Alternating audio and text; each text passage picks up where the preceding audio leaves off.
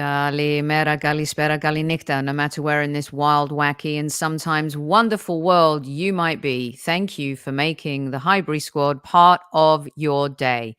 This is how we wanted to start the season. It's a new season. It's a blank canvas. Every single team has played.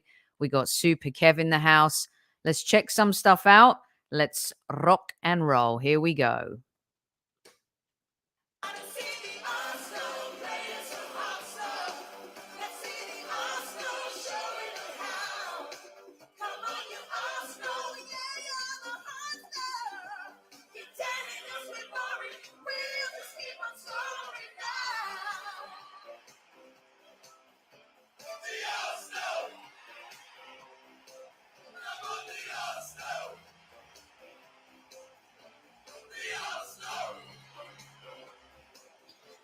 All right, welcome everyone to Monday Madness. It's one of our late night radio stints that we'll be doing throughout the season. Next week we'll be doing it too because the Arsenal play on Monday. This is powered by ZENITH Coins. They'll be our partners for this season as well.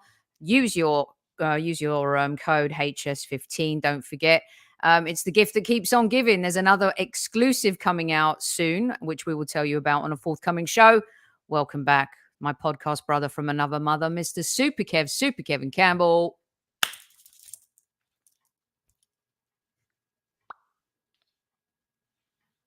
Yo, squaddies, let's go. Let's get into it. No time to mess about. I'm ready to kick off at ease. At ease, Super Kev. The usual suspects in the house. Hello, squaddies. We got Trev, we got Carol, we got Mark, we got PW. Our chief like officer, Tammy, is here as well. Guna Works is here. Little Sophie's here this evening. Thanks for popping in.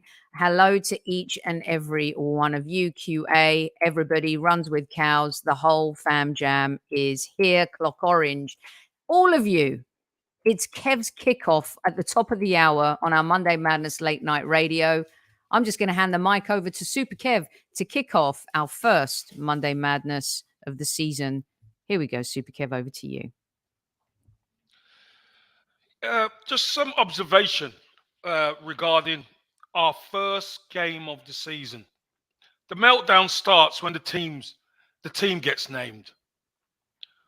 What formation we playing? Why is this one playing? Why is that one playing? Let the manager choose the team and let's see how we go. We were totally dominant in the game. Why is Eddie playing instead of Trossard? Eddie scores. Yeah, but there's something just not right. When Eddie plays, there's something missing. There's something not quite right when Eddie plays. We're not saying it's Jesus. Of course he's not. But if he plays and scores, that's his job. So there's agenda. 16 starts, 14 goals at the Emirates. Listen, that's great going, guys. That is great goings. And I've said it myself. I don't know if Eddie could carry this team all season. I don't think he could. But I'm not going to throw shade on him because he got picked. I think I napped it, Sophie, didn't I, after the Community Shield? I said, Eddie will probably start against Forest. And he did, and he scored. So those fans who have an agenda against Eddie, why not support the team fully? Why not? And then Havertz, there's an agenda against Havertz. People still talking about Havertz at Chelsea. He's an Arsenal player. Give the man a break. He's not been outstanding and he's not been crap. We won the game. Leave him alone. Let him develop in this team. What's wrong with people? Why not support the team fully? Support these guys. But I think I know what it is, Soph. I think I know what it is. The Gooners are scared. The Gooners are scared. The ones who don't support the team fully are scared. We had it a couple of seasons ago where they were kicking off about everything. What are they scared of, Kev? They're scared. They're frightened of what's to come because they don't know. They're frightened of the unknown, Soph, because Last season went so well. Last season went so well. All of a sudden, there's new players coming into the mix now. Why not support the team fully? But they don't, so because they're frightened. As far as I'm concerned, because you would give a new signing, you would give them the rub of the green. You would. But why won't they give Havertz the rub of the green? Why won't they give Eddie the chance to come in? He's all right when he came in when Jesus was out last season and done well. But now he starts, Trossard should play. Come on. Support the team. If you're an Arsenal fan, you should be, especially at the start of the season and all the way through, you should be fully supporting the team. Why? Because the fan base have been brilliant and they need us more than ever tonight. More than ever moving forward. Because it's not going to be perfect to start with. I think, guys, we discussed it on Monday Madness last week, so I don't mind starting a bit disjointed. I don't mind starting not perfect. But you know what? As long as we win and we get better, that's what I want. But I'm not going to throw shade on players after one game. This is ridiculous, Gooners. Come on. Come on. This is ridiculous. So that's my kickoff, Soph. Can I just say, for your first kickoff of the season, Kev's kickoff really did kick off. That was brilliant. Absolutely well put, well said, Super Kev. I think if we're in this position, you know, in 6 weeks' time, you're still seeing those yellow flags that eventually start turning into red flags for you. I totally get it. In particular, Kev, the Kai Havertz thing. Even our good friend of the show, Aston, and Drew Thompson and I were going at it with him a little bit because it just felt like, and when you look at actually Kai's stats for the game, they're not that alarming at all. Everyone wants him to be this rock star, superstar, game changer, and he's just not going to be that. How about that player that you guys were looking for, the missing piece in terms of connectivity in the midfield, maybe helping speed up the game, not because he's fast, but his brain thinks fast, so he'll pass the ball a lot quicker. Let's just let that marinate. Well said, Super Kev, on the kickoff. Can I also just really quickly go over something, a positive with you, because you did mention Eddie, and I wanted to put the stat back up. It's 16 starts and 14 goals. Now, we said it actually on the post-game show. You and I have said long that we don't think he's the long-term answer, but there's this continual debate about Arsenal needing to get in a striker before the end of this transfer window. When you look at who scored our goals in pre-season last season, we were getting goals from multiple positions across the pitch. Of course, if you have a Haaland, by the way, a prolific goal scorer, very difficult to find in the market place. But if Eddie does a job while Jesus is out again, isn't it money well spent? Isn't he worth the starts? Super Kev, you're the striker. You tell me. You come in, you do your job, you score a goal. What else is it that people are expecting from Eddie? What do they want? So that's why I kicked off, because as a striker, your job is to score goals. Yeah, it's not Jesus who can paint pretty pictures and draw people out and these movements all over the place, and you know, he makes everybody better. That's not Eddie's game. That's not Eddie's game. Eddie's game is to be a goal scorer. And you know the funny thing as well, Sophie? What is it all Arsenal fans have been? We need a striker who could put the ball in the back of the net. Well, Eddie done it, and they're still moaning.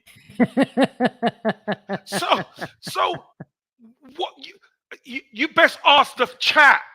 What do the chat want? Because I don't know. First game of the season, he comes in, he scores. Yeah. What's the problem? Yeah, I agree with that. We do have a problem before our first guest appears this evening. There's no doubt that we do have a problem. So why don't we put our focus on something that actually is a negative? All right. Because there's lots of positives to take from the first game of the season. Mhm. But why don't we? Because this is a player that Super Kev and I have fallen in love with early. Many of you have fallen in love with Yuri Timber early. Devastating news today that he's going to be out for months. Uh, of all the signings, we're super excited, of course, about Declan Rice. I think Kevin and I were both eyebrows raised Havertz, but once the signing's done, you support the player and you identify exactly what he can bring to the team. But Timber and what he has done so far in this preseason and in the start to the season, it is absolutely gutting completely. It is a bit of a, gut punch. And Super Kev, I want you to also help me understand this one.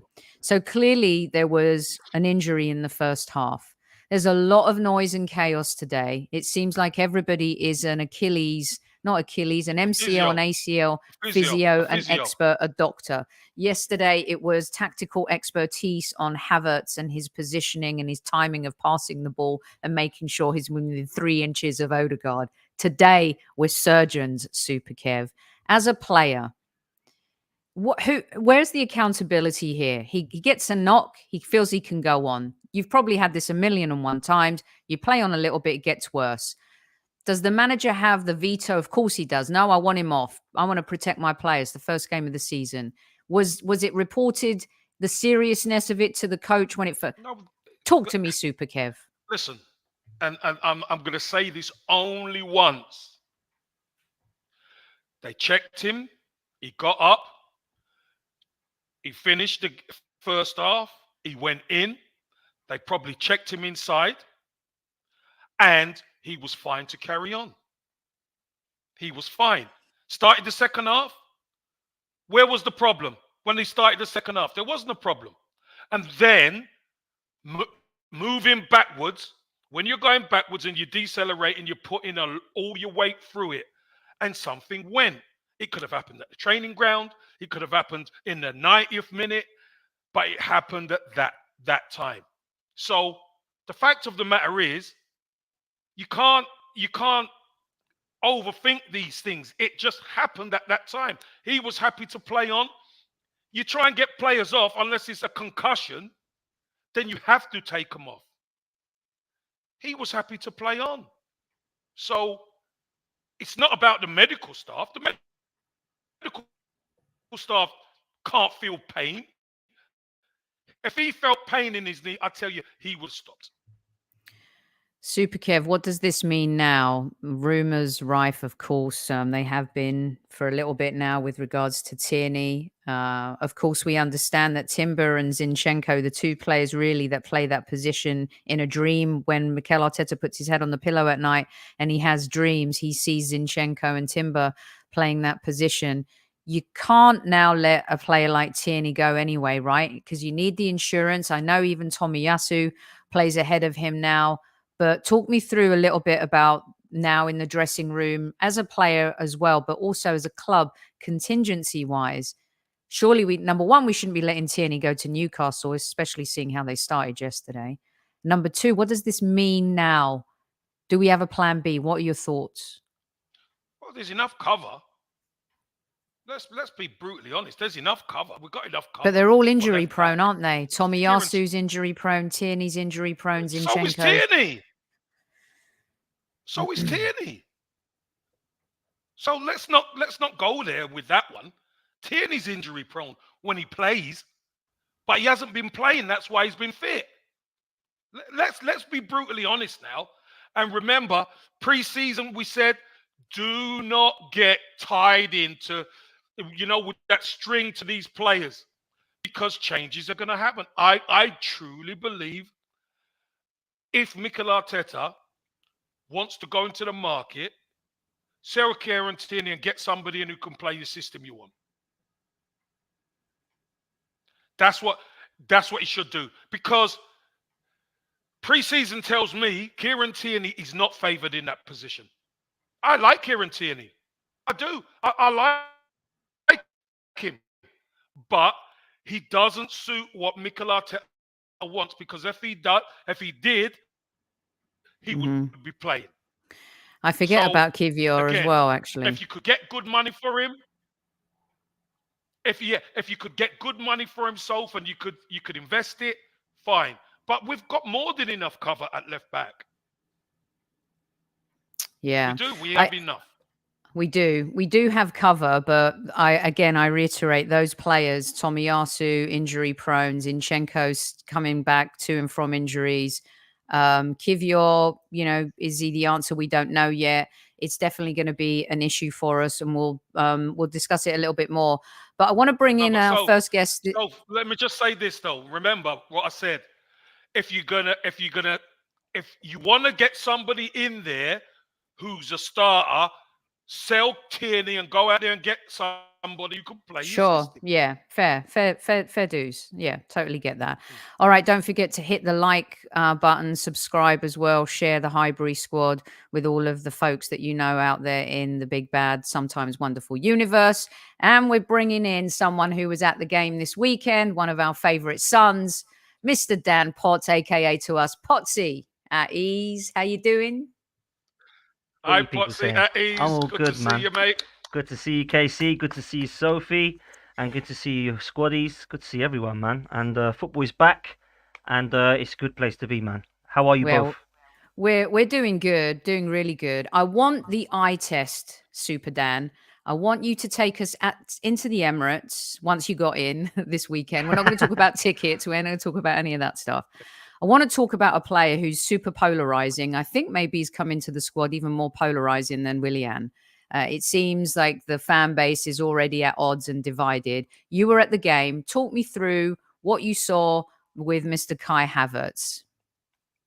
Sure. Well, I was there nice and early. I said to my parents, let's get in at 11:30, yeah, because this is going to be an absolute disaster getting into this stadium. Boy, was I right. It was a shambles. So anyway, the kickoff was delayed, and then it got me thinking, what is this team selection all about? Because it wasn't so much this is the wrong team selection. It was what we're going to be playing. Now, obviously, we saw that Nottingham Forest were going with like a 6 at the back, not a 5 at the back. So we had to obviously try and break them down, because they were playing a low block. And when I saw Havertz and Eddie together, it was quite an interesting one for me, because I thought, right, if that is going to do anything, it can be the old Crouchy, Defoe, little and large type thing. Someone holds it up, someone links it up, the other one's there to bang it in. I think Kai Havertz has got a little bit of harsh criticism, but there's also a split down the other side where people now think he's Kaka or Van Persie. Now, I'm in the middle.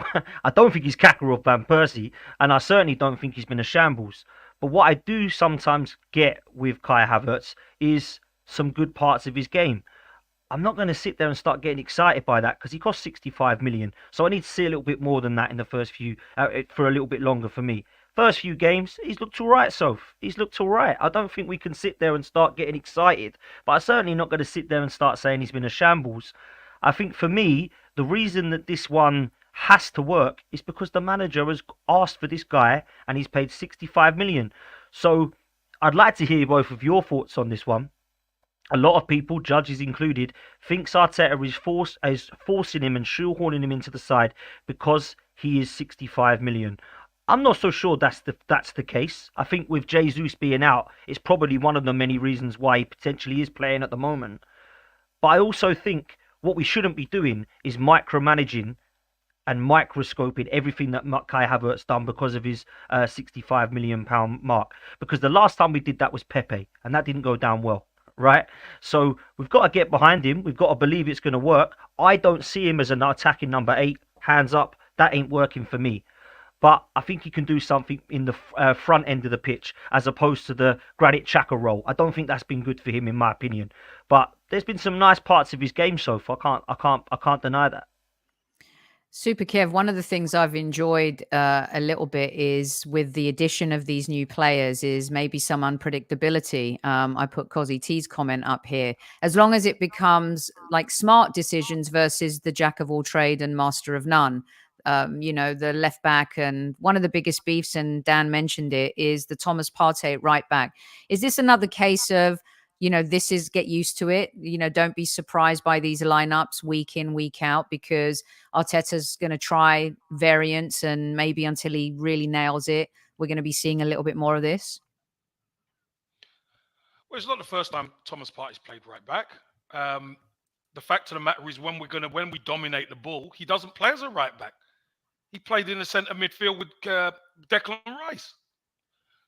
So we have to dominate the ball, and Kai Havertz coming from deeper in the number 8 role kind of thing is one of his positions. That's where he plays. So it surprises me. People say he's being shoehorned in. He's not. He's been put into a position that the manager believes is going to help the team win. And win we did. That's the other thing. So whether it's Eddie or Havertz, people just seem to have an agenda, and I just can't get it. It's one game. Yeah, he hasn't been outstanding, no. But who has been outstanding? I thought our 2 wide players were outstanding at the weekend. But Havertz weren't crap. He done all right. He was middle of the road. That's fine to start with. That's the first game. Give the man a chance. So, again, for me, I believe it depends on the opposition who we play against. That's what it all depends on. It depends on whether the team's going to play really defend really deep. If they're going to defend really deep, then we get the ballers in the midfield, and we dominate the midfield and dominate the ball. What was it, 80% to 20%? If we'd have won that game 3 or 4, no problem. When we were 2-0 up, was anybody everybody was having a problem because we weren't attacking enough. But yet, I want to turn one around the post from Rice. That was the problem. We weren't penetrative enough.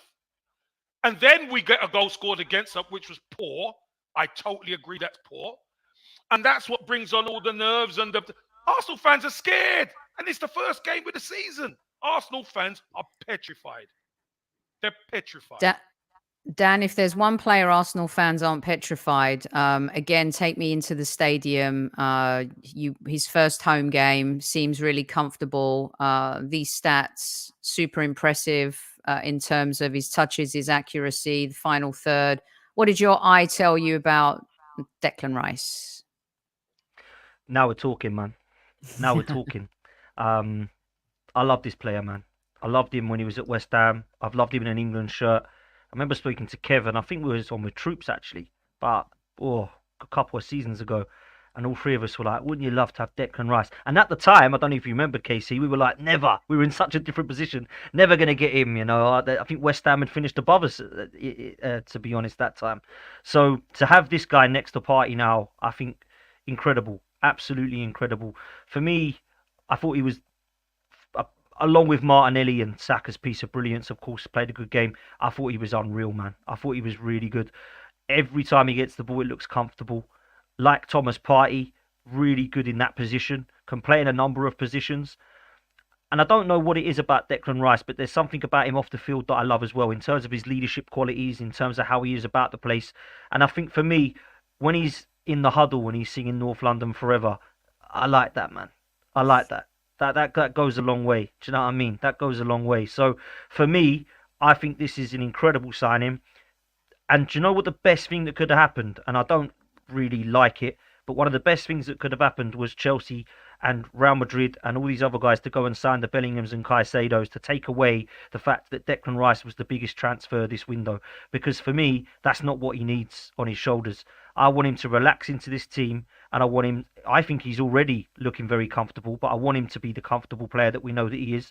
And I think this guy, we look back this season, we could be saying that was worth every single penny. I'm such a big fan of this, Sophie. I can't tell you how happy I am with this player to come into the side, man. I love everything about him. And, I think him and Thomas Partey and Ødegaard, that's the 3 I want to see. Because that, for me, complements it. And I loved what Granit Xhaka did last season. I'm not a fan. I've even got his little thing in that me and Harry have got, right? I think this is a huge upgrade for me. A huge upgrade on Granit Xhaka. Because for me, everything about him as a footballer, and up here as well, Granit Xhaka didn't always get that right up there sometimes. For me, I think Declan Rice will. And I think that if Erdegaard was to be out, I would love to put that armband on him because I would have faith in him. And I said this to judges yesterday, and I said it to Russ. When Nottingham Forest wanted to go long, I had faith that even if they were peppering our goal a bit more, we have stature now. When we're in the tunnel, when you see Gabriel, William Saliba, Ben White, Partey, Rice, Havertz, like Kev will know, Kev's not the smallest of players. People used to go up against KC and think, oh, I don't fancy playing up against him. And they're doing that. We've got 6 or 7 of these lads now. So for me, I think there's a lot. I don't think it's looking amazing right now. It is only one game, by the way. But a lot of the times, I'm looking at what this could be, and I'm hoping that Arteta gets it right. I do want to mention a player though, well, a couple of players actually before I do shoot off. The one player I wanted to mention was Trossard, because I think this guy at the moment has been unreal, and I don't really know why he's not playing, or starting, should I say, because he is playing. But it feels to me like sometimes the Havertz and Eddie thing is a little bit questionable in terms of how fair that might be for Trossard. Now, I understand that it's not always who you start. Sometimes you have to win the game with a good team as well, and I totally get that. And I'm all for competition, right? Because we had that when we were winning things. I'm not quite sure what Trossard must be thinking. How the hell am I going to get in this first team? Because I ain't getting ahead of Martinelli. I ain't getting ahead of Saka. Now Jesus is injured. Am I behind Havertz and Eddie? Because I'm the one scoring. So against Palace, I just asked judges, who do you think will play out front? He said Havertz. That's the one who hasn't scored out the 3, right? Because Trossard and Eddie both have. So it's a good thing to have. But at the same time, I think Arteta's biggest challenge is going to be keeping these players happy this season, because we've got a bigger squad now. So that for me is going to be key. I think Trossard, by the way, I have to say it, Soph, I love him, man. I absolutely love him. Like, he came on at Wembley, scored the goal. He was our best player in pre-season by far. He reminds me of the quick feet of like Haleb and Santi Cazorla, with the work rate as well that goes with it, because you can have quick feet, but you can get some that are a bit lazy. I love everything about Trossard, and I think he's got to be knocking on the door for a start. So there's some positives for sure, man. Positives for sure.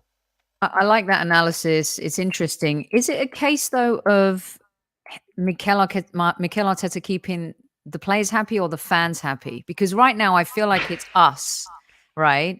Because when you think about this, this is what this squad last season wanted. They all know they fell short with no Thomas Partey, no Tomiyasu to cover. Zinchenko goes out. You know, that cost players a Premier League title.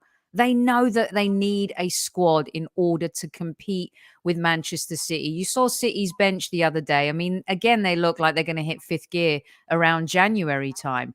And I don't care if we don't hit 5th gear until as long as we're there right with them. So, Dan, is it a case of us? Because Trossard is great. What's wrong with him being a super sub right now? We've already got Timber injured. Who saw that coming? It's a long season. Do you know what I mean? Maybe it's us versus the gaffer. No, you're right, and he's definitely chosen the players to keep happy in the first few games, as opposed to the fans, because there's not many fans that have predicted his team selections right now, right? So he's definitely believing in the training sessions. This is what we don't see. Eddie Nketiah could have been scoring 15 goals in the 15 training sessions that they've had, for all I know. I don't have any inkling whatsoever of who's doing well in training, right? For me, I can only look at judging on the pitch. And what I've seen on the pitch, Trossard deserves reward. Trossard could be happy. I don't know. Maybe he said, look, I'm fine with being a sub. Don't worry about it. I'm fine being a team player. I don't know. I'm pretty surprised if he does. Don't know many professionals that would want to be on the bench, but I don't know. I don't know Trossard. I do feel though, Soph, and you know, a lot of fans won't like me saying this, I do feel there is an element of, is their reward and treatment fair? So, for example, what I mean by that is Havertz and Eddie right now rewarding of a start over Trossard? Not for me. Not for me. But Dan, do you remember when we all wanted Martinelli to start desperately, and I was going off I was, you know, so was I back in the old days doing my nut, and he was managed perfectly. In the end, the manager got it right, and he totally handled that well. Well, the same thing with City fans and Foden. They were yelling at Pep. You know, I know Trossard's older, but maybe it's a case of, you know, he knows the hierarchy of where he sits in the team. And, you know, we're going to see him. I believe this player is going to have a major say on our season. And when that time comes, at least we know he's going to be ready, you know? So, yeah. Listen, I think you're right in terms of in terms of the competition, and you know, people in the chat will say I'm moaning. I'm not moaning. I'm literally looking at what I see in a squad at the moment and giving my opinions on who I believe deserves to start. And I think it's a good decision for the manager to have to sit there and try and make that decision. You know, it wasn't long ago we were only having one option up top or one option at right back. And if we didn't have that one option, we'd have to play a kid there. It wasn't long ago that I see kids warming up on the bench. I didn't know who they were. Yeah. So let's not forget how far we have come, right? But at the same time, I do think the biggest challenge for Mikel Arteta this season is going to be the rotation and keeping the players happy. And that's what Pep has done so well. You know, with this Timber injury now, people are saying we can still sell Tierney. Like, I just think, for me, I don't understand. Maybe I've missed something. Maybe I've completely and utterly missed something. Has Kieran Tierney been doing that to the Arsenal fans for 3 years? Because he must have. Because they all hate him. Get rid of him. He don't fit us. He's rubbish. He's fifth choice. See you later. Hang on a minute. Our players just got injured. Well, I want to keep this lad. Yeah, I love Kieran Tierney, man. He's one of my favourite players. I've got him on the back of the shirt. I'm not going to show you because all my wires have gone everywhere. But I love Kieran Tierney, man. I've got so much time for him. I think he's an absolutely superb player, right? The problem I've got is, at the moment, if I'm Kieran Tierney, I've already gone. I don't know why he's still there, by the way, because there's no way he deserves to be treated the way that he has. He's got to go. Is it a case of treat? It's not a case of treatment, and we'll get you out on this because we've got our next guest jumping in. Is it a case of treatment or a case of he just doesn't play the way Arteta wants him to play, or Arteta's seen enough to know? And even in the situations that we've seen, he's limited in terms of what he wants. He's talking about education and learning. Football, instant gratification. There's no time to learn. One thing I do agree with, and our next guest may disagree with, but I tell you something, we cannot sell him to Newcastle United at all, Dan. Can't sell him to a rival. Why? Why not? He's no good, apparently. He's rubbish. He'll be rubbish there. He won't because get I don't care, because he might work for them. He may not work for us, but he's still a capable player. No, he doesn't fit the system, Sophie. He doesn't fit Eddie Howe's system. He won't get in. He's rubbish. He's poor. Tell him, get us the money and get replace rid of him. If that's what's going to happen, maybe get you somebody can in barter. who fits your system, Mikel Arteta. That's it. He's rubbish, though. Let's ask. He's rubbish. Let's ask this Newcastle legend. Maybe Dan. You can hear his answer before we go. How you Warren doing, Warren? Barton, Super Warren. All good, guys. Look at that smug face. Look at that smug face. Oh, 5. I'll give you high fives. High fives around. High fives. I bet Tonali runs out of steam by the end of the season, Kev. By Christmas. Do you want Warren? Let's ask Warren. Do you want Kieran Tierney, Warren? I think he's a good player. I don't think he suits Arsenal what Arteta wants him to do. This in inverted fullbacks, and Shevchenko does it really well, where he can come in there and get on the ball. But for us, I think as a natural left footer, he's a good player. Good age as well. He's had 1 or 2 injuries, the player, but yeah, I think he's a good player. I would take him. All right, I just don't understand the disrespect, man. It gets annoying for me. That's supporters. That's the fans. But why is it disrespectful? What disrespecting players? Hold on a second. Hold on a second. We are now in a position which I love. When we deserve it. But we're going to lose players that we like, Dan. We're going to lose players we like. This is a good position to be in. When was the last time that happened? So listen, I agree with that. You're going to have casualties, right? When you're going for titles. I get that. I understand that's going to happen, right? But for me, when we've just seen a player go down who's playing left back, right, that's just been injured. Zinchenko, not reliable enough. Last time he played was, where was it, March? Haven't seen him since. So apparently, we've got Zinchenko. Where is he? Hasn't played the whole of pre-season, but that's fine, apparently. Kivior, who'd be brought in at left centre-back, apparently he's better than Tierney now at left back. He's played there a couple of times. I haven't seen him enough to say that he's better than Tierney. For me, Dan, sometimes sometimes your face just doesn't fit. It's just that's the Arteta wants something. It's nothing that he's a bad player or he's disrespected the fans. It's just he doesn't fit into what Arteta wants, and that's fine. That's the business that we're in, and he wants him to do a certain thing. Tierney obviously doesn't. He's an international player, and that's fine. Everybody has to move on. It's there's nothing divine behind the scenes that something's gone on. It's just it's just the way that the business is. You can't keep everybody happy, particularly And you said it at the beginning, players want to play, and Tierney's that type of player that when he's fit, he wants to play. So I don't think there's anything untoward with Arsenal and what they're trying to do. And we've got to, he may look at it and say, look, there's no point you being here because you don't fit. You've had 18 months to try and figure it out. It's not worked out. So we're going to go and off you go. Thank you very much. You've been a decent servant. We're going to get someone else in that can fit that. That's Kev, I tell you, that's the way of the world. It's how it's always been. It's just odd, man. Maybe I'm just a big fan of Kieran Tierney. And clearly, I'm a bigger fan than a lot of other people. That's the way it is, man. You're not his agent, are you? You're his agent. His cousin, mate. I've got Tierney on me back, man. I love him. I love Kieran Tierney. I love everything about him, man. But listen, it's one of those. He's gonna go, and I'd be honest with him, as I said earlier, he's gonna have to go because he ain't getting a look in, right? But I'm just trying to justify, is it the right thing to do? And I feel we might be left a bit short. Maybe I'm wrong. Maybe we've got 15 other left backs that I don't know about. You're saying it's the right thing for Arsenal. You're not saying it's the right thing for the player, are you? Right. It's the right thing for Kieran Tierney to leave because he's not playing at Arsenal. No, but you just said it's got to be the right thing for Arsenal because if you leave him, you haven't got a left back, and you're saying you've got to have a player. So you can't have it both ways. You can't say to Tierney, well, you're not playing, but at the moment, just stay around because we need you to play. Yeah, but Warren, what I'm saying is, it's the right thing for Kieran Tierney to leave because he's not getting a look in, by Mikel Arteta. But I'm wondering if it's the right thing for Arsenal now because we're a bit short. But maybe we're not short. Maybe we've got Tomiyasu, Kivior, Zinchenko, all these guys. We're going to find out, Dan. We're certainly going to find out. And right now, he's not being picked. Yeah. So we're gonna find out. He's not even in the squad, mate.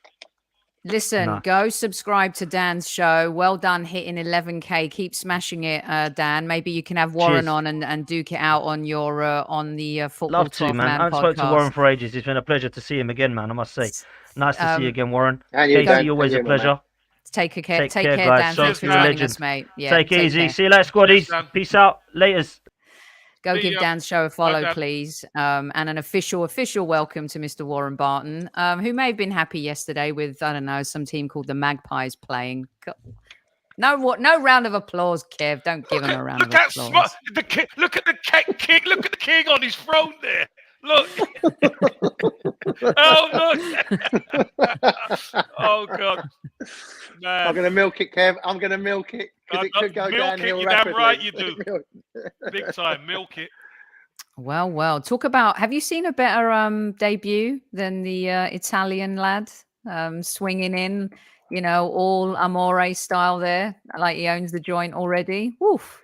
That was quite a debut. When you're that good looking and you're doing a commercial with David Ginola, you can sort of get away with it. But it was a perfect day. I mean, it was obviously a great day for Arsenal, getting a result at home after the Community Shield. And then for Newcastle, Aston Villa are a good team. I think they're going to be well coached, hard to break down. But this, Kev, this high line where they're squeezing up and they're just playing ball over the top. That's suicidal, yeah. It's as much as Newcastle played great and they played really well, and I hope Tyrone Mings gets back without injury as well. It looked pretty nasty. But the system that he's going to play, pushing up that high line, Liverpool did it to an extent and they got away with it. But if Aston Villa do that, they're going to get caught out time and time again. But Newcastle was rampant. I went to see him at Philadelphia when they was over and speaking to everybody in the club, and they're really enjoying what's going on. It's great for the Premier League with the Newcastle fans travelling around, singing songs, and it's going to be an exciting Premier League. It's not just the fourth for maybe last year. Chelsea looked decent. Liverpool look like they're going to be okay. I don't know too much about how they're going to go throughout the campaign this season, but I know the others will get stronger as well. But yeah, it was a great start for Newcastle. It was brilliant. And particularly St James's part, the atmosphere and everything else was brilliant. Kev knows he's played there enough times, and I think you scored up there, Kev, as well, haven't you? I remember you scoring, celebrating. Up there, but the fans are so knowledgeable. Listen, I've taken my hidings up there as well. Don't worry about that. I remember that's what he wanted to get onto. He got there, Kev. He got there somehow. He did. Listen, I'm happy to say I've taken some hidings up there as well. Look at him leading back. But, listen, when that place is bouncing, that stadium is a difficult place to go. And Villa are a good side. Warren's right. But just couldn't handle Newcastle. The fans, the players, the tempo. It was too much. It all just fit. There's some teams you just see, and it just feels like the season's just started. A couple weeks, maybe more, just too soon for them. And Aston Villa definitely seem like one of those teams. I don't think you can blame the injury to Tyrone Mings on what happened after. They were just completely dominated by Newcastle. What do you think, Warren? A little bit like us, once the Champions League kicks in, it's going to be a lot for Eddie to manage this season. Are you worried at all that you'll see a dip in form? Is it expected? What do you think the expectations are of the fan base? No, again, like Kev rightly said, they're knowledgeable fans. So they know there might be, it's not always a given that it happens that you take a bit of a dip when you're doing Champions League, but the excitement that's happened, and you said these fans was ready to play as soon as the final whistle went last season. So they want to go and travel. They want to go into Europe. Yeah, it is a distraction, but it's a good distraction. They've spent good. They've got good resources there, Newcastle now with the players, and the depth's got stronger as well. You see, Wilson coming off the bench, who was a starter last season. He comes off the bench and makes a dip. Barnes comes into the team after Gordon. So they've got some depth there, but they're not Man City. They're not a Real Madrid where they've got depth of champions, and it's totally different. Champions League football to Premier League football is totally different. There's a lot of expectation, there's a lot of pressure that goes with it, different styles, more the mental side of the game, who you're playing against. You've got to be switched on, you've got to be focused. Where the Premier League, it is hustle and bustle, and it's a more of a physical, demanding game than sometimes mentally. Not all the time, but majority of the time. But yeah, I think we're expecting that it's going to be a tough year. But that's what we've always wanted. We want a challenge, we want to compete.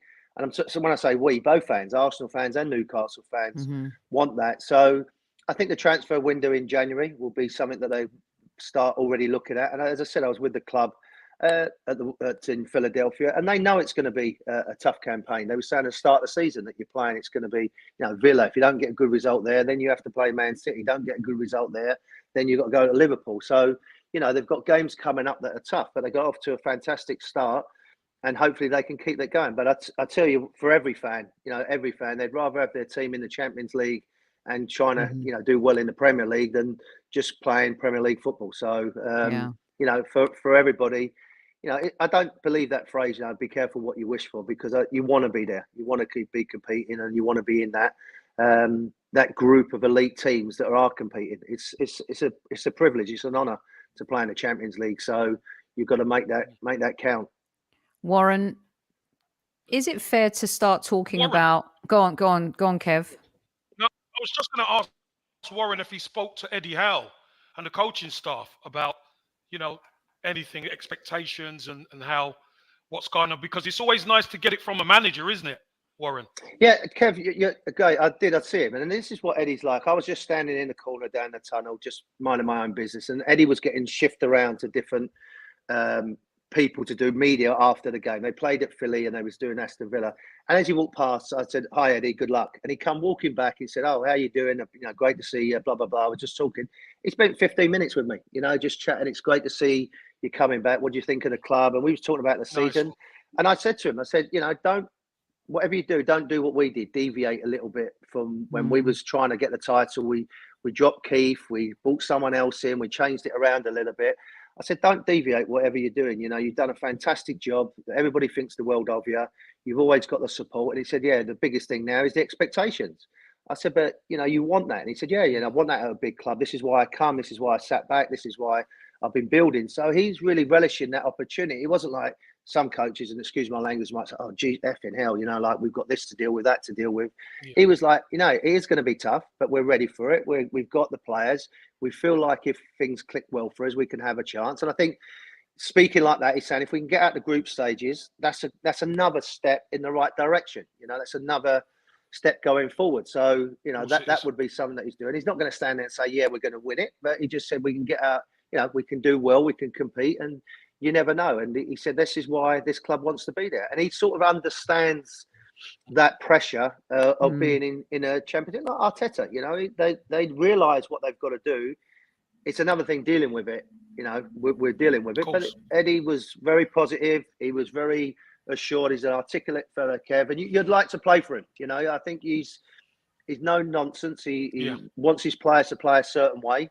He wants them to all be committed. He understands he's got to deal. And I said to him, like, now you're going to have to deal with big people, big personalities. You know, Bruno will want to be playing all the time. This player will want to be playing. He said, yeah, that's part and parcel of it all. You know, that's what, you know, we had Ginola that was never going to come off. We had Les that was never going to come off, but you have to deal with that. And he said, yeah, you know, he gets it. He knows it. He knows it. But he was very good in the sense that he was saying about great to see like some of the older players being around. You're more than welcome. Please come into St James's Park, and the fans would love to see you. And anytime it was nice, Kevin. It was nice to have someone to talk to about football, about realistically what they're trying to do. And you know, it was great. Mind you, they've got about 17 fucking coaches. Looking at how many coaches they got: assistant coach, sports scientist, this coach, that coach, a coach for a coach of a coach.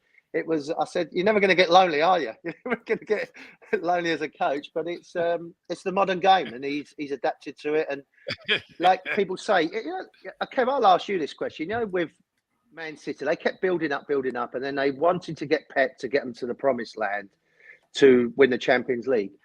Do you think a coach like an Arsene Wenger can take you to that promised land as he's learning and as the club's travelling through that journey? Do you think that? I think Eddie can do that. I think Eddie can ride the wave and go for it. He doesn't have a ceiling where you can say, oh, he can't coach like that. He's not a very good coach. That's as far as he can get. Some coaches we know can only get you to survive in the Premier League. They can't get you to European football. They can't get you any further, but they can get you to survive in the Premier League or get out of relegation. I think Eddie can go that far. Do you see that with certain coaches, Kev? It's just something that come on my mind when I keep saying about Eddie. He can grow into that job. Well, I think what you do, you see the body of work that they've done. And I know a lot of people kind of look sideways at what he done at Bournemouth, you know, Warren, Sophie. They look sideways at what he done. He done an incredible job at Bournemouth. Small budget, keeping them in the Premier League for such a long time, etc. Ended up, it hit the buffers. Nobody really gave him a chance at Newcastle. They thought, oh, he'll be there a year. But they've improved since he's been there. He's got them into the Champions League this time. Warren, you know as well as I do, the key is the players. He's got a way of playing. It's effective. Let's see how effective it is and how he adjusts in the Premier League, because away from home, you're against top players who you play that swashbuckling style and they start picking you off, they can really hurt you. So I think Newcastle are going to have to... Yeah, I think Newcastle are going to have to understand what they can and can't do. At St James's Park, they could go and absolutely choke people. But away from home, they've got to be smarter, play a cleverer game, because you go hunting some of these teams and they cut through you. They'll really hurt you. So he's going to evolve. Eddie Howe will evolve. Like Mikel Arteta's going to have to evolve as well. But I think Mikel Arteta plays more of a European style anyway than Newcastle does. Well, he's definitely the manager, I think, under the most pressure at the beginning of the season, because you feel like he's the one that they, you know, the job at Newcastle is going to be super attractive because of the players they can attract, the money that they can spend. So if I was in Philly, there was 3 or 4 agents in the box. So do you know what I mean? There's 3 or 4 agents that are sniffing around straight away. You know, if it doesn't get going, they're there, and that's where the ownership have got to say. And I think he's got money in the bank for a good 18 months. You know, it'd be this season and then maybe going into the following season. But that's, you know, please God he does do that. But Kev's spot on there. There are times when Newcastle press and hurry and bully teams and overrun teams. And if they can't do that, if they can't get near the ball and get picked off, they've got to sit back and then start again. You can't keep pressing. Because I think they did that against Brighton, who was really, really good last season, and they just kept the ball and couldn't get near them. And then they had to regroup and refocus and then go again. But again, you know, that's all learning on the game. Warren, can you hang out for a few more minutes with us as well? Because I want to get your take on a couple Arsenal things. Yeah, I'm bringing in our next guest as well, Pedro from Le Grove. Welcome back to Squad Central. Good to see you. Welcome. Hey, thank you for having me on. Brilliant stuff. Warren Barton, Sophie. I mean, I've got all the top guests on here. What an honour. Can I just say, how many guests do you have? Because you must have found out about 20 people. 15 guests. It's Kevin going for his little I'm black doing it book. radio style. I'm doing it radio style tonight, but I can't bring myself to say goodbye to any of you. So I'm hanging on to you for as long as I can.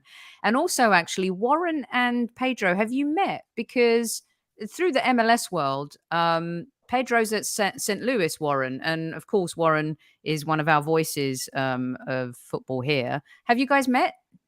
I don't think we have, Pedro. No, nice to meet you. Have you been down to City Park yet, Warren? No, that's on my list to go and do. I've heard lots of good things about it from people, so that's on my list to do. I've got Seattle this weekend, so unfortunately I won't be there to see you. But yeah, anytime I'm there, I'm going to tap you up, Pedro. I'll give you the tour. It's a bit special down at City Park this season.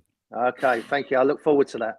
Excellent. Love that. All right, Pedro, welcome to Squad Central. It's good to have you back. I want to kick off a question with you because then I want to get the player perspective on it too. So the big news today, the horrible news is that a star signing and a player that has already become a cult hero at the Arsenal looks like he's going to be out injured for 6 to 9 months. We're going to be finding out in the coming days exactly what this is going to be looking like. But just devastating news for him, of course, as a player. Let's forget us as fans. But you make a big move like that and a dream move. And, now you find yourself on the sidelines. You're writing about it. You're talking about it, Pedro. You're a fan as well. What's your take on what's happened? I mean, first port of call is the player. I mean, I'm absolutely devastated for him. Like 22 years old, gets the dream move. He's slotted right into the team. Fans love him. He's having his moment. Could be part of a title winning side. And then that happens to you in the first game. I mean, absolutely devastating. And I guess the second part of it is the Arsenal fans are looking for scapegoats already. The medical team is getting pelters. And I just think it's misguided, and I think it's unfair. We've got a top medical team. It's disgraceful, Pedro. Don't worry about it. And it's totally wrong. And from like speaking to some experts prior to this show, if it was a rip, it doesn't make a difference whether it's a rip or a rupture. It's still 7 to 8 months out. But the idea that Arsenal took a risk on a player in game day 1, I think is really unfair. Like there's a lot of bad luck involved in this, but like blaming people, especially when you have absolutely no expertise in that area at all, I don't think is helpful to anyone. But yeah, devastated for the player, and hopefully he, the players on this will know better than me, but I hope that he comes back the same player and that there isn't any drop off, because what a talent he looks. Warren, Super Kev has been going at it all day with folks, and he opened the top of the show with a little bit on this. Wanted the player perspective, having you both here. Something like that happens in a match. It's the first game of the season. Mentally as a player, I know you're all different. You feel something. It's my debut. I want to keep going. In the modern game, is that even possible? Any of these? Is it a case of bad luck? This is just one of those things that has happened. What's your take on it, Warren? And as a player, how do you get through this? Well, one, it's really tough. I remember doing our last pre-season game at Goodison, and we was playing Ajax, and Alan Shearer had done his ankle, ruptured his ankle, and he was in so much pain on the floor, and you knew it was a long-term injury straight away. And for us, it's a gut feeling. You just know you've lost a key player, but like Pedro said, a young player coming in, making his debut, everything's going around.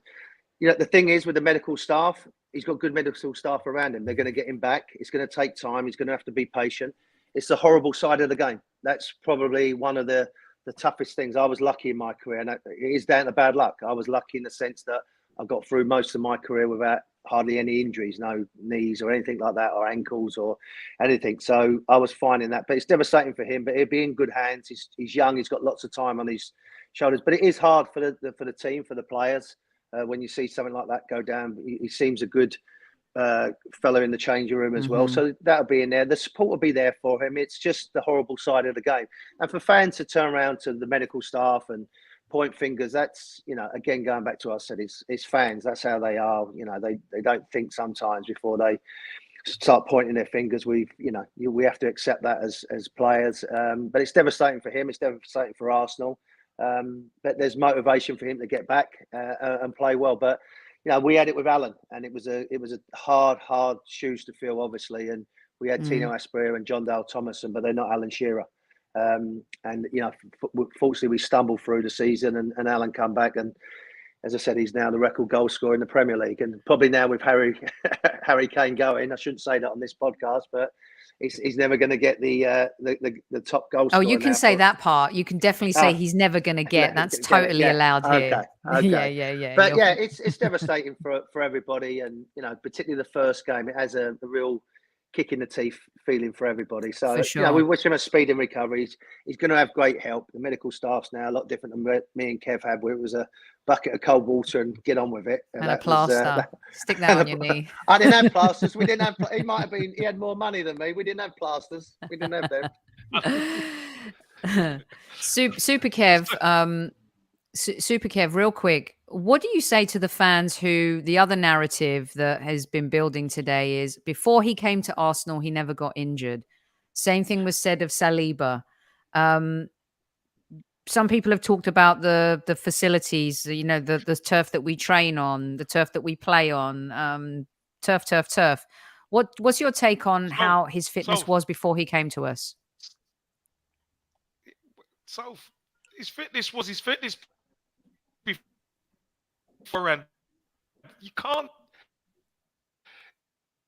It doesn't port from Ajax to England, and if the training ground was so bad, pony. That's where they'll get injured. So again, you've got to stop the narrative. We've just had bad luck. Remember at the start of last season, we were pretty fine, and then after Ten Hag mentioned, Arsenal have been all right with injuries, although we did have injuries. It's just a part of the game that you can't legislate for when injuries come, and it's a tough one for us because this guy's a superstar, and he's looked every bit a superstar wherever he's played. So if I'll just tell you a little story. It's easy to say, "Oh, he wasn't injured before." Well, there's a bit of a delay with Kev. Go on, Warren. We'll get you out on this one. Yeah, just out on this one. We had a training area that we had, and we was getting lots of muscle injuries, like little strains here, hamstring, and that was down to a surface. So we moved the surface to another When you field. say we Warren, which team? Newcastle. The 95 team? No, it would have been the 2001 team, the year before we got in the Champions League. That year. Okay. All right. So we was training on a field, and it wasn't. You like that, Kev? It's a bit of a delay where you are, but it got there in the end. And the field wasn't good. And then Bobby said, "Look, we've got to look at the surface because the grass was too short. People was getting little strains here and there. So we moved, and it went across. So that was an idea where we had about 8 or 9 players in the treatment room with little muscle strains. So that's something. The fans have got something if there's 8 or 9 of you getting injured in that same area, and we did that to go forward." Well, we do have Zinchenko and Tomiyasu. I mean, there's some muscle injuries there too, right, Pedro? Is it something that are you concerned about? Do you see this as a pattern at all based on history? No, I don't think so. I think Arsenal have got incredible training facilities. Arteta is an absolute details merchant. If there was any chance the turf at the stadium or at the training pitch was injuring players, he'd be all over it. Like last season, our biggest problem was that we played 75% of the season with the same 13 or 14 players. We can't now say that there's problems with our grass, our medical staff. And I think Warren's right. You've got to look for patterns. There's not really a pattern here. I mean, Tomiyasu was injury prone before he came to Arsenal. Kieran Tierney was also injury prone. I don't think Zinchenko is out with any particular injury. I just think he hasn't been fit enough. And I think this is just one of those. I think this is just one of those things that we're going to have to deal with. I think the only thing that you could potentially say about Arsenal compared to other clubs, Mikel Arteta really is keen on fitness and availability of his players. Like he trains players to extreme intense levels. Declan Rice never picked up injuries, but he came to Arsenal and he picked up a calf injury quite early on because perhaps the level of intensity is different to what it is at West Ham. I mean, Premier League is going to be extremely different to what they do at Ajax because they're not playing big games unless they're in Europe week in, week out. But I don't think we can put this. I don't think we need to find blame here. We just got to hope that he comes back fit and ready to go. All right, we're going to let Warren out on this one. Warren, what are your expectations for the Arsenal this season? It's one game in, but obviously you've done your predictions on other shows and stuff. What do you sense we can achieve this season? Well, I think that the top four is definite. I think the signings, particularly with Declan Rice, is a statement signing. So I think Champions League football is there to go forward. I think you'll get into the latter stages, and when I say latter, maybe quarterfinals of the Champions League, last 16 quarterfinals, and like a lot of clubs, be looking to get a trophy again. I don't know whether there's enough there to win it again. It's the firepower. I think that's an area where they probably needed a clinical finisher, another young player. You can't have too many of them, of a player that can come in and get you maybe 15, 16, 17 goals a season. Now, are there that many of them around? Probably not. But the way he plays, you're going to need someone to put the ball in the back of the net. We do share goals, though, Warren. We do share a lot, don't we? Yeah, but again, that may dry out, because how long is a centre-half going to get you 6 goals? How many times is a attacking midfielder going to get you 7 goals? Unless you're that type of boxer, Steven Gerrard, that are guaranteed to get you double figures, or Frank Lampard, that type of player.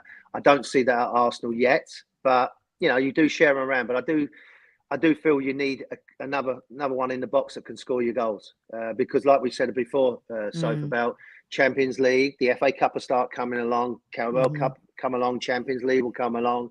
So there's going to be a lot of games, and some strikers may have a little run of where they're scoring goal after goal, and then all of a sudden it's 6-7 games before they scored another one. You need someone to come in and do that, unless you've got someone that's going to get you 20, 25 goals a season. But listen, they're not going to be a million miles away. I think Arteta's an excellent coach. He's won me over, if I'm being honest. I remember doing this a long time ago, and I thought it was a mini Pep. The reactions, the body language, everything else. But he's turned into be his own coach, and he was a top class player, and he's done very, very well. He's got a certain style of playing, and he likes the younger players, which is something that's exciting for Arsenal fans. So, yeah, that's going to be a great season for Arsenal. But it's a lot to expect if they're going to go into the last 4 games with a chance to win the Premier League, because I think City will, as I said, will march on, which is getting a bit monotonous. But if we all start chipping in and start beating them, it might start helping. It's going to be better in numbers. Whether it's my Newcastle, Arsenal, Chelsea getting points off of them, Liverpool, things like that. It may help all of us out if we really start taking points off of them. Yeah, and staying strong at the end of the season. Mr. Warren Barton, thank you so much for popping in. I'll tell Kev you said bye. Someone ate his internet, I think. Well, one of those defenders coming back to haunt him, maybe. There's a few of them that want to kick him. Pedro, nice to meet you. And nice meeting you, Warren.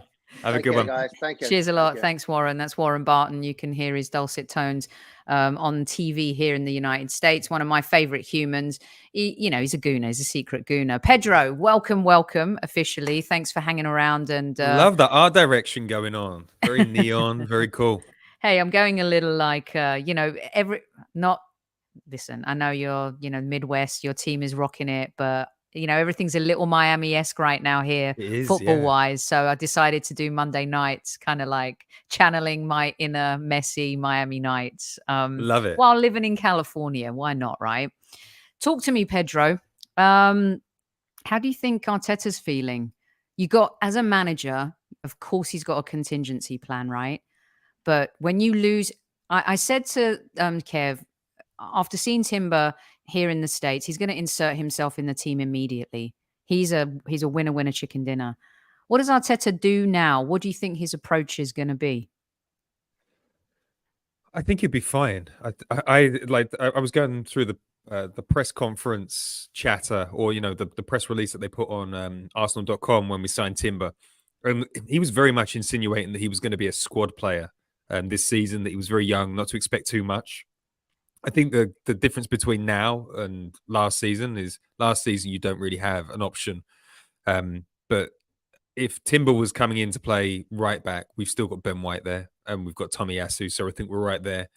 I think Timber was better cover at left back than Kivior, but we do have Kivior to slip in. Zinchenko will hopefully retain his fitness this season, so I don't think it really rocks us that much. But here's this is the benefits of having a good squad, a deep squad, and a bench of players that can swap in and swap out.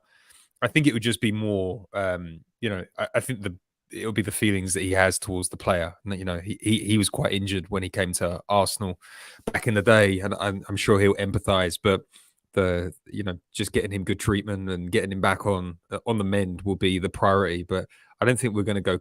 I'm not sure that we're going to go back in for a right-sided centre back. That doesn't really feel like a thing that we're doing. What do you think? Yeah, I mean, I guess the one thing that's concerning is you expect Zinchenko to come back, can have time out during the season. Tomiyasu, the same since he's joined. It's almost like he's expected to miss 3 months, maybe. Same with Zinchenko as well. You've got Kivior, who can play in that position, albeit we've not seen enough of him in the Premier League. But what we've seen, I'm sure he can come in a little bit like Eddie has. And I'm trying to equate it to Eddie as well in that can these players cope for the time that the other player is going to be out? I think Eddie's proven that for the time that Jesus was out, the 3-month run where he came in and he did his job, granted, Kevin and I was saying that long term he's not the answer, but you have a squad because players come in and they have to do a job, right? So I guess my response is there someone who can come in and do that job effectively? And if so, is it going to be one player? Is it going to be two? Like you said, there's versatility there, right? So that's my biggest thing. What's the drop off? And that's always been the question for us the last 2 seasons. If there's injuries at the end of the season, what's the drop off? And it seems like already with Timber, is it a significant drop off unless it's Zinchenko? I don't think so. I don't think there's any drop off. I think the Zinchenko left back is the best that we've got. I think at right back, Ben White is the best that we've got. And if those two maintain fitness throughout the season, then we've got a chance of pushing for a title. I think like Timber has done very well coming in, but it's not like I don't think it's like losing Jesus. Jesus would be a worse player to lose. Saka would. Thomas Partey would. I don't think it's that consequential.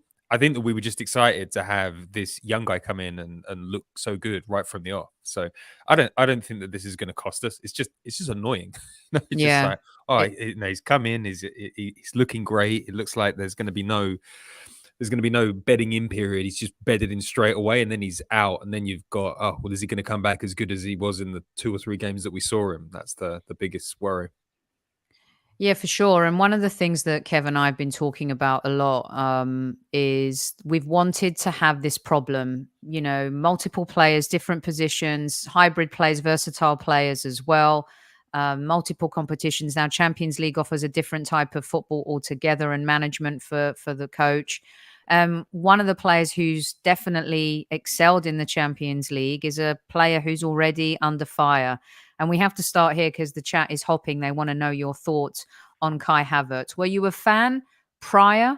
Were you a Leverkusen admirer? Obviously at Chelsea, we all hate Chelsea players. That's the banter. But what was your take prior to us signing him and the reaction to his first game?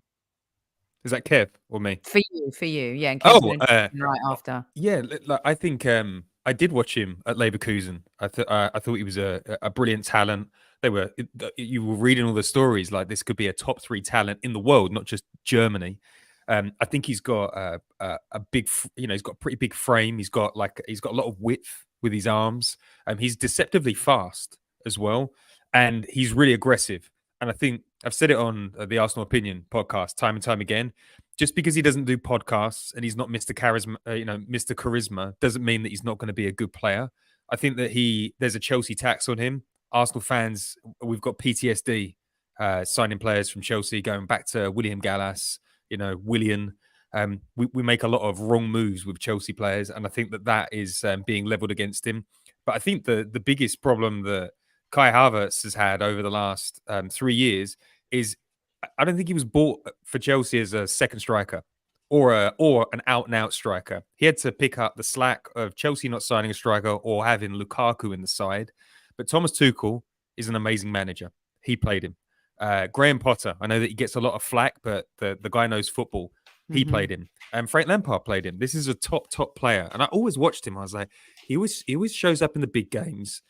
He's got brilliant technique. I know people don't want to hear it, but I think he's got technique not too dissimilar to Dennis Bergkamp. And I just think that he has suffered because he's so technically good.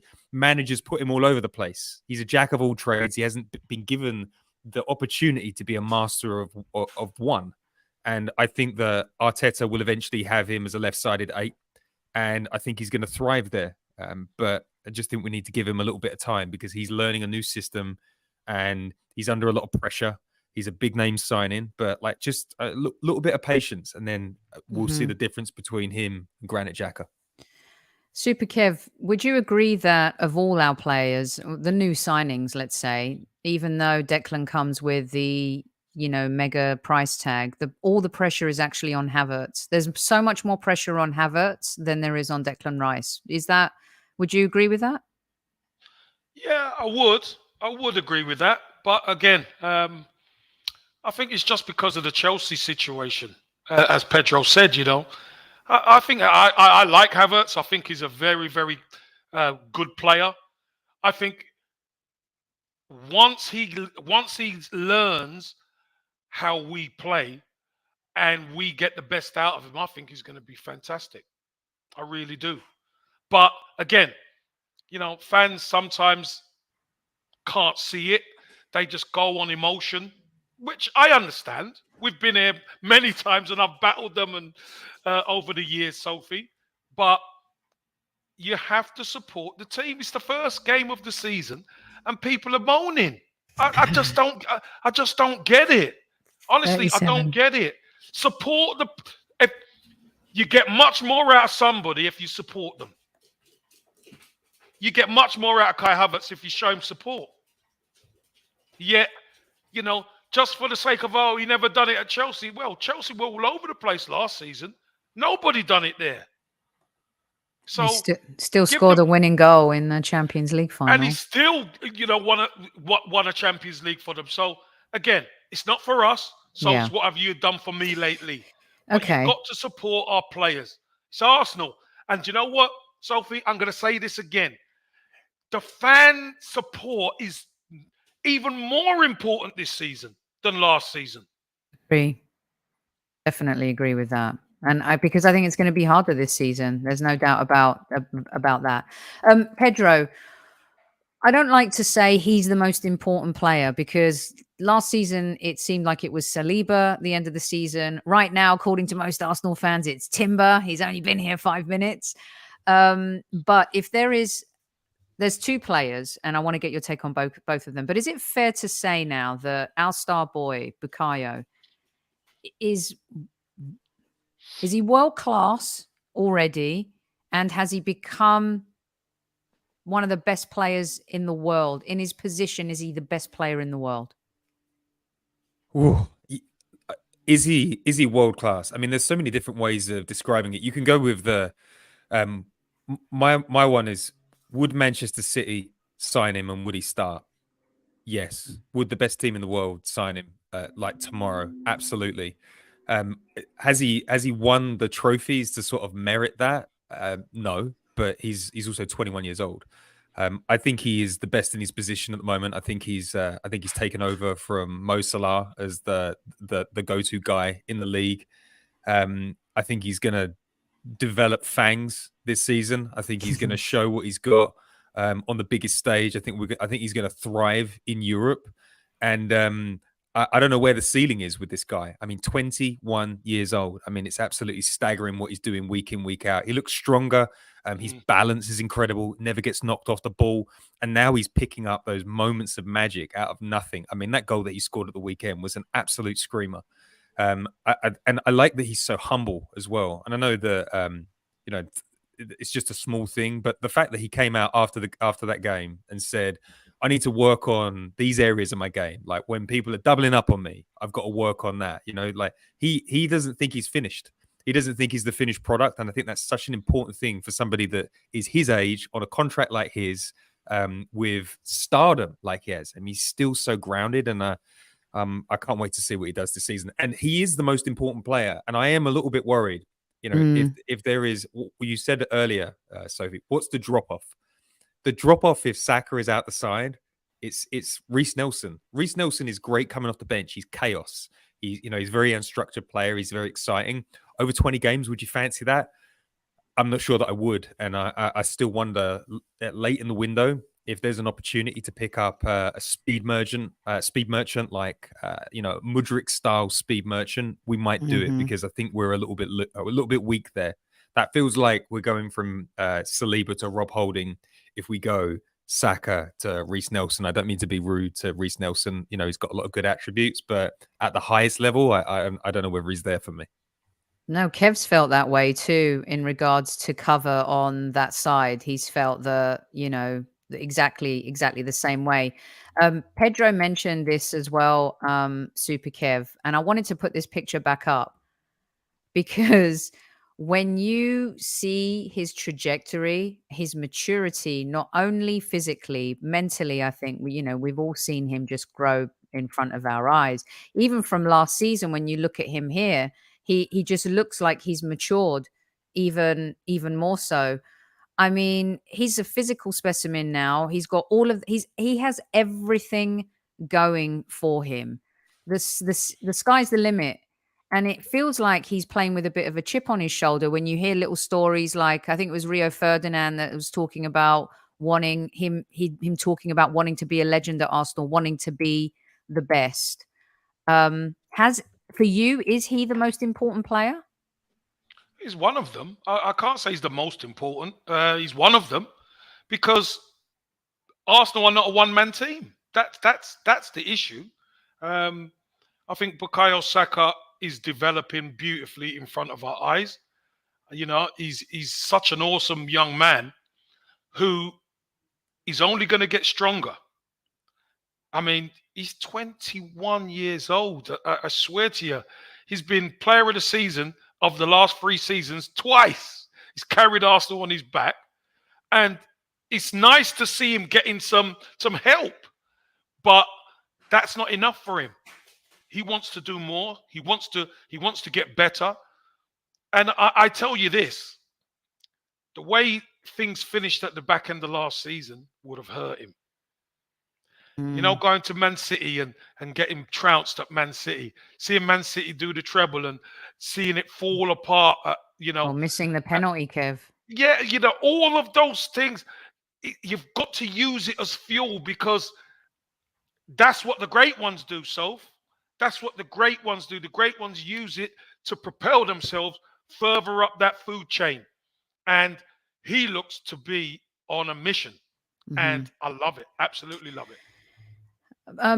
Pete, do you think that he does get a lot of love, but because Saka is, of course, he's a Hayland boy, I was trying to start a campaign over the weekend to just pretend that Martinelli came out of the Hayland just because he feels just like one of them. Is he being overshadowed? Is that even possible? I thought for me, he was my man of the match at the weekend, even though Saka scored the glory goal. Talk me through Martinelli this season, what your expectations are, and if you think that he does get a little bit overshadowed because of Saka. I don't know. I was thinking Trossard is more that player. We were talking on the podcast the other day, and I was saying Trossard is like the Andy Murray in the era of Djokovic and Federer, and Djokovic and Federer is Martinelli and Saka. I think he's a little bit in the shadow. He's always going to be in the shadow of Saka because Saka is English and we're an English club and we love our own. But I think he gets a lot of love. I think he's going to blow up this season. I think Martinelli is he's going to be pushing for that Starboy crown for sure. Like, he looks electric. The way that he controls his power on those runs, and he looks hungry. I'm thinking back to 1997, 1998. And Nick Anelka broke onto the scene. And I always think of Martinelli a little bit like Nick Anelka, like very direct, like loads of power, loads of composure, no fuss. And Saka is more Thierry-esque and Martinelli is more Anelka-esque. And I think there's going to be so many goals coming from those wings. And I hope it turns into a goal-scoring competition. I think Martinelli's the one. I mean, saying he's the one to watch. I mean, there's so many players to watch, like Kev just said. But I am really excited about Martinelli this year. I think he gets a lot of love from the fans already. I don't think he'd be too concerned about that. All right, cool. We'll get Pedro out on a couple of these real quick before we wrap up with Super Kev. There's 500 of you live in chat, and you've been going strong. 1 hour 20. This is our Monday Madness radio style show. Hit, kiss, like, nut that button. You know what to do. If you've already hit it, don't hit it again, because you know what happens then. How about we talk real quick about the goalkeeping situation, something we haven't spoken about tonight. By the way, Matt Turner goes with our blessing, just a top shelf fella. Aaron, of course, coming out with a stellar, superb interview just a couple weeks ago that made everyone kind of stop and think twice. We've got Raya coming in now. You don't want to run into these two at the club, that's for sure. Again, Mikel Arteta ruthlessness. We talk about competitions in each position. Some folks think, Pedro, that Ramsdale probably didn't face too much competition last season. Talk me through it. Yeah, the signing of Matt Turner was a weird one. I like him. Think he looks like a great guy. Brilliant shot stopper. Unbelievable penalty saver. But if you can't play with the ball at your feet and you're nervous in that Arsenal team, then you're not going to get starts. So I thought he was always doomed. It just seemed like a really weird signing. And I'm glad that he's been upgraded. David Raya is not coming to Arsenal to be number 2. And I think Arteta has made his decision. I think the countdown clock has already been started on Aaron Ramsdale's time as number 1. Aaron Ramsdale got us to top 4. Can he get us to a Premier League title? I'm not so sure at the moment. I think I've said it on the Latte Firm podcast the other week. You could never read. I mean, Kevin, you played with David Seaman. Did you ever see him have an emotion? Did he ever do an emotion? Could you ever feel like whether he was up or down? Like I was sat in the stands. I was not like, on the pitch. No, it just and that must have just calmness personified. And it must have given you a lot of assurance to know that he's at the back, and it doesn't matter if he's done nothing all game. 94th minute, David Seaman's pulling one out the top corner because he was that type of guy. Aaron Ramsdale, like, he comes out sometimes and you can see that something's on his mind and he looks nervous. You can always read him. He's either very excitable or he looks pained. And I think at the very highest level, the best goalkeepers, you can't read them. Edison doesn't look like he's ever had an emotion in his life. Alisson, exactly the same. Nick Pope, very similar. And David Raya, he's quite emotionless. Like, he's got a bit of, there's something about him between the sticks. Aaron Ramsdale ranked 12th in the league for save percentages. David Raya is in the top 4. David Raya only conceded 1 more goal than Aaron Ramsdale for Brentford last season. So I think, and then when you look at his ability with those long balls and pinging them into like Saka and Martinelli, I mean, it doesn't look good for Aaron. And that's just the brutality of elite level football. If you don't develop at the pace Arteta wants you to, he will replace you. And yeah, it'd be a shame, but hopefully Raya can stand up to the pressure if he does come in. Super Kev, is that what's happening, Kev? Well, let's see. Possession is 9/10 of the law. So if you've got the number 1 jersey, it's for Aaron Ramsdale to lose it, isn't it? Mm-hmm. It's his jersey right now. He's the starter. It's if he has a string of bad games, then you know what's going to happen. So the fact of the matter is, you can't have those games like a Southampton at home. You can't have them. You can't do that at Arsenal anymore. Now the die has been cast. If he performs, he's number 1. If he doesn't, he'll be out. And you look around the pitch, there ain't many players who could say, I'm guaranteed starter. Maybe Saka and Martinelli. I think they're the ones. Declan Rice will probably be another one. But apart from them... Saliba.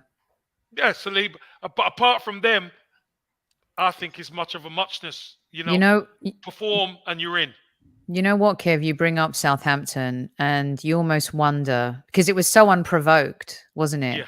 It was, and I think that's the other thing too. That's how, like Pedro was saying, the pressure and the stress, how do you handle that? And it was so unprovoked. And you have to think at that time, Arteta's clock, that goalkeeper clock is ticking. But like you guys said, it's clicking in every ticking in every position. And we've seen him be totally, totally ruthless. You know, Aaron said, bring it on. We know he comes from the mindset of he's had to fight tooth and nail for everything. So let's see how he responds to this. All right, Pedro, let's get you out on this. What are your expectations for the Arsenal this season? What's the reality versus what your expectations are? I think there might be a little bit of pain this season. I think Arteta is going to front load this season with lots of change, as he kind of like beasts his players into understanding his ideas. I think we're going to have some bland moments. I didn't think the second half against Nottingham Forest was our finest, but I think back end of the season, providing we're within spitting distance of Manchester City, I expect us to push them right until the last game of the season. It's all dependent on how the first 10 games go, but it feels like we're going to have a good start. And you know, if you're Mikel Arteta, you can't spend this amount of money and just be scraping in the top four. Expectations are high. You spent £105 million on Declan Rice. You've got all of your pieces now. These are all your players. Now it's like, how quickly can we get them into gear? Because if we compete with City until the last game of the season, average age of the squad will still be about 24. If we can get a title with an average age of 24, we've got 5, 6, 7 years of dominance. So I'm really excited, but like Arteta needs to deliver now, and I'm pretty confident that he believes he can push City the whole way. And just one more point: Man City had no bad luck last year. No one got injured. They didn't have any horrible refereeing decisions. Like, everything was perfect, and they won the treble. But we've seen that happen to Liverpool. And at a certain point, the luck goes, you get injuries and things don't all go your way. And the big thing hanging over City, I think most people know, Pep's probably not going to stay on for the full 2 years. I think he signed a 2-year deal and he might exit on after 1 year. And if that gets into the media, that might sort of rattle the City players. So those are my hopes. We've got to take them down with Pep. I know, yeah. I would love to. Yeah. You know what? Yeah. That's the important one, because if you don't take them down with Pep, you know what the narrative's going to be. Yeah, we couldn't you do can it. only do it when Pep left. No, we've got to take them down. And we've got a great chance. We are in win now mode. Yeah, like You're that. right. That's it. We've got to win now. So We like that. Very American sports mentality. Pedro, real quick, they are asking where you think we're going to finish in the league. That you have to answer that before you go. I think we're going to win the league. I said that too. The top one. The top one. That'll do. We love that. You for can having me follow on. Pedro here at Le Grove. Please listen to the Arsenal Opinion podcast. Go find it. All the links will be available in the description. Pedro, I know you'll promise to come back throughout the season. Always great to have you. I will. Love having you Cheers, on. Pedro. Lovely speaking to you, Kev. Thanks, Lovely mate. speaking Take to you. care. Have a good At one. ease. Bye. Thanks to Pedro. Brilliant guest this evening. Dan Potts, Warren Barton, and Pedro. Wait, I've got to say, my computer didn't like Warren Barton. An update came on my computer. I had to restart it, and it said, "Get Warren Barton out of there." Listen. And look at it now; he's fine. Exactly. Warren Barton left, and everything was realigned. Everything's all right again. Yeah, Smug exactly. he was smug. He was today, wasn't he? Listen, It's a good Kev. show, Soph. Good show. Good show, right? show. We're Yeah, running really out good. of time. I was going to get some global gooners phoning in, but maybe what we'll do is we'll just do a separate phone in where you guys can pop in and ask Super Kev questions, because we've hit that 1.5 hour mark. So we'll do our Globals Gunners phone in. Look out for more Global Gunners phone ins after certain games as well this season. We're going to be doing a lot more of that. Monday will be our staple show. And we'll let you know a little bit more about what's happening this season as this week goes. Super Kev, what did you make of the rest of the league? Got to get your take. I felt like Man United got so lucky tonight, but they got the 3 points. I'll give you my nutshell. Thought Liverpool looked so vulnerable at the back again, and unless they get that midfielder. By the way, how embarrassing for Liverpool. I mean, if that was us, there'd be memes, there'd be concerts created, there'd be DVDs released. To miss out on, to be the 2 players, Kev, told them they didn't want to go. 2. It's embarrassing. Embarrassing. Well, you know what, Soph? Well, if you believe Red Nose John says it as well, that they're getting Bellingham, that's free. They It's said so they're going to true. sign Bellingham. I think for Liverpool Football Club, and look, Liverpool are a huge club. It's a bit of a tough one to take for them. And Jurgen Klopp, as a manager, you would think he can attract these guys. But people don't want to go there. I'm not sure. Well, the ones he went for and they were willing to spend over the odds for didn't want to go there. But also, Kev, Crazy. you're talking about two young players who I think not last season, definitely 2 seasons ago, for the last 5 seasons would have bitten the hand off to go to Liverpool. What I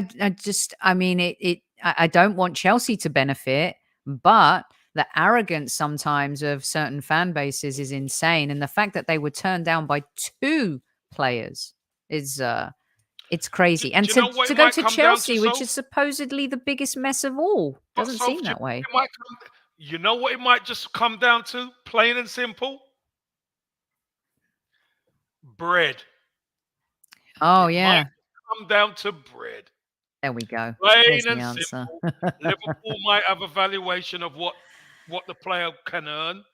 Chelsea, we've seen it with Mudryk. With Chelsea, but here's the thing: how are Chelsea spending all this money? I don't know what's going on. Kev, when is this? FFP, it doesn't exist, does it? I know they got a lot of players off their books this summer, but they didn't get that much off their wage bill. And 8-year contracts. I thought that loophole was shut. I don't know what's happening. It's ridiculous. Yeah, they can't do the 8-year contract now. No. They can't do it now. But look, some big earners. They got some big earners off the wage bill. Let's be honest. They did get a few. Some really big earners. So hey, maybe that's how they're balancing itself. But Yeah. It's it's all craziness. there. It's Well, crazy. I mean, it's only the first. I mean, you saw Manchester City. I mean, look, first, it was important to get the 3 points in that first game, get off to a positive start. Kev, I think Newcastle are going to fade once the Champions League kicks in. So one game. I know they're world beaters. You can't judge the season on one game. We expected Man City to do the business at Burnley, although Burnley created some opportunities. If Burnley would have had their shooting shoes on, they might have made the different game of that one. But just like any time, you don't take your chances against the top boys, you're in trouble. And Burnley Just like couldn't take their Wolves. chances. Exactly. Wolves tonight, they could have won 2 games Yeah.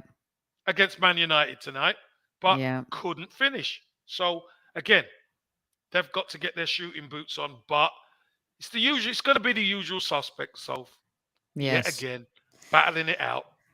Well, we like to be one of the usual suspects. Oh, there is a loophole because they're not in Europe. Gosh, I'm telling you, I'm sick of it. I'm sick of it, I tell you.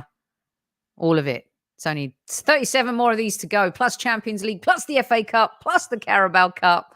Woohoo! Who's on? Brilliant, isn't it? Who's on for the ride, everyone? Brilliant stuff. A brilliant show tonight. We hope you enjoyed this format as well. Let us know in the comments section. I'm sure you will. We're definitely going to do a YouTube comment section show where I read all of the aggressive messages out to Super Kev so he can respond to them. We love doing shows like that. So bring it on. Good, bad, and the ugly. What is this about Gabriel? Why do you keep asking me about Gabriel going? He's not going to Saudi. You're talking about Magalash. He's not going to Saudi. No, stop the madness. He's not going to Saudi. And by the way, Kev, everyone who was kind of over Thomas Partey, I would literally just maybe say, hey, I'd like him to stay one more season after you saw the... Yeah, call the Jets on that one. Call the Jets. All right, we've got 251 likes. We had 500 in the room, Super Kev, tonight. So I think we're good to go. Thank you. Thanks to Warren. Thanks to Dan. Thanks to Pedro. Yeah, keep your eyes out for the next shows. And next Monday will be late as well, by the way, because we play Crystal Palace. We play on the Monday. Yes. And I'm not sure whether I'm working that, so watch out for it. So, Watch out for that one. All right, Super Kev, that's all I have got for today. Don't forget to go get your Zenith coins, HS15 for your 15% off. I will make sure the link is in the description as well. And I don't know, this Threads thing. If you're on Threads, find us. I don't know. Too many. So I'm old. There's too many, Kev. Everyone's leaving Twitter apparently, going to Threads. It's hard to keep up, isn't it, with all this stuff? Yeah, come on. Yeah, I need a nap and a sip of my iced tea here. Take it away, Super Kev. Take us out. All right. Well, look, squaddies. I'm coming from a place of love because you know what? We love the Arsenal and we love you. Sophie and I love you. So remember, tell the loved ones that you love them. You never know what is happening tomorrow. So tell them today or tell them whenever you can. Reach out to beautiful people in your family and friends. Love the Arsenal. Support the Arsenal. We are needed more than you will ever believe this season, squaddies. I'll tell you that much. So I don't mind us having a little ding dong on here. But when it comes to the team, support the lads because you know what? We are all we've got. Everyone's going to be coming for us yet again this season. So, squaddies, on that note, take good care and at ease, squaddies. At ease.